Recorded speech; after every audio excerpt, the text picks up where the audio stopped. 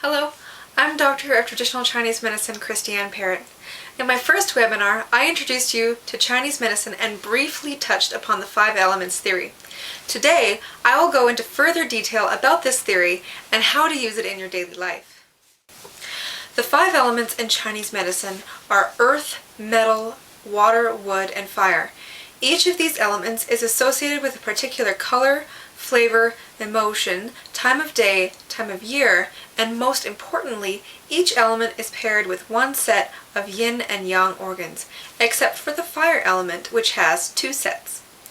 Energy flows from one element to the next in a continuous cycle known as the generating cycle. In this cycle, each element is both a parent to the next and a child to the previous element, with the energy flowing from parent to child. Within this cycle, there is a check and balance system known as the controlling cycle, where the element one step beyond the current one, or the grandparent element, can subdue its grandchild. This cycle helps to prevent one element from building up too much excess energy. When our 5 elements are in balance and the relationships between them remain harmonious, we experience optimal health and wellness. When they become out of balance, we experience symptoms related to the function of the affected organ or organs and suboptimal health. For example, if the metal element gets damaged from excessive grief and becomes weak, its ability to function will diminish, and we experience symptoms related to its organs, the lung and large intestine, such as shortness of breath, a weak voice, low cough, low resistance to colds and flus, and constipation. This type of imbalance is known as a deficiency condition, where the function of the organ is weakened. The opposite to this would be an excessive condition, and for these organs, you could experience a loud cough with lots of phlegm or diarrhea. Now, what happens when an imbalance in one element remains unresolved? This is where the relationships between the elements comes into play. So let's take an example experienced by many people living in Western society today. Due to certain aspects of our current environment and lifestyle, the wood element is often overstimulated, and so its yin organ, the liver, gets liver qi stagnation.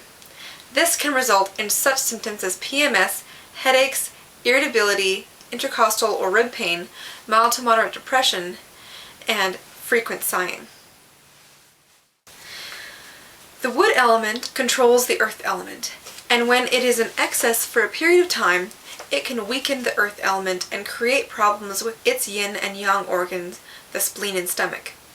So, accompanying the symptoms just described, you can also experience digestive issues such as IBS, loose stools, bloating, as well as low energy, cravings for sweets, and trouble concentrating.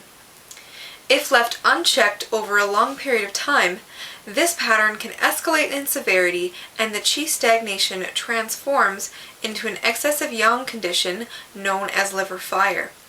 This can lead to hypertension, more severe headaches, ringing of the ears, and anger. This heat in the wood element can then flow up to the fire organ of the heart, and we experience increased stress, sleep disorders, anxiety attacks, and a wider range of potential emotional imbalances.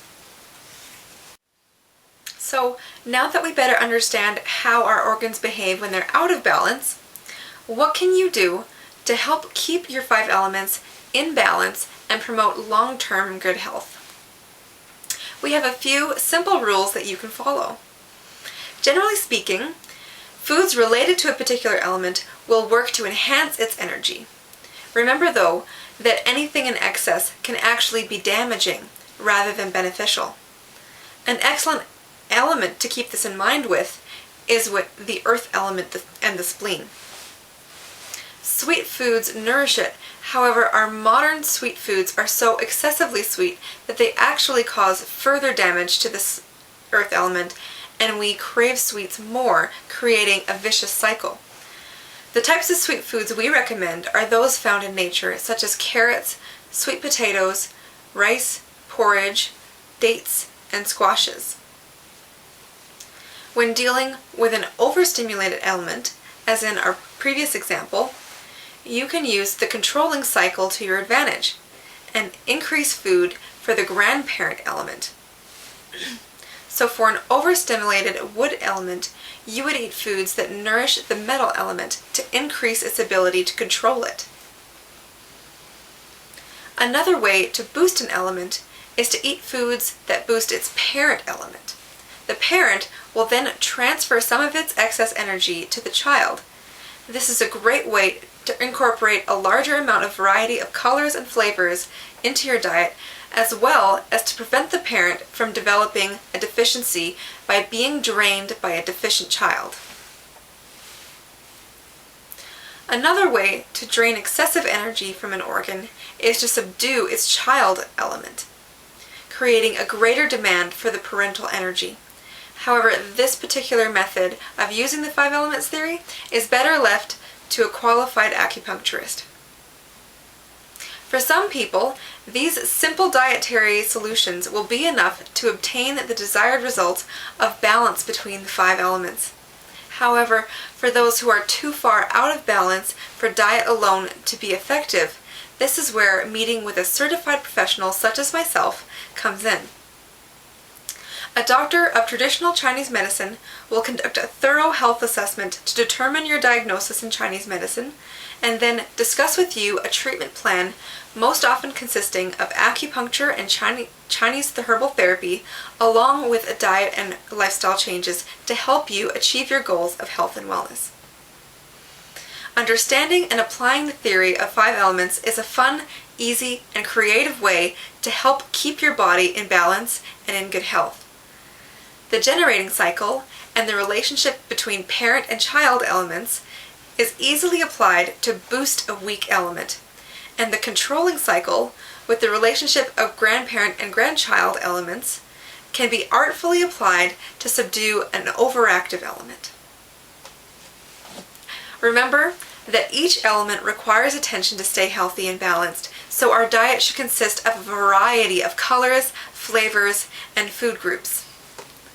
In an upcoming webinar, I will talk about how our emotions play a role in our physical health and the balance of our 5 element theory, or 5 element system. Until next time, my best to your health and happiness.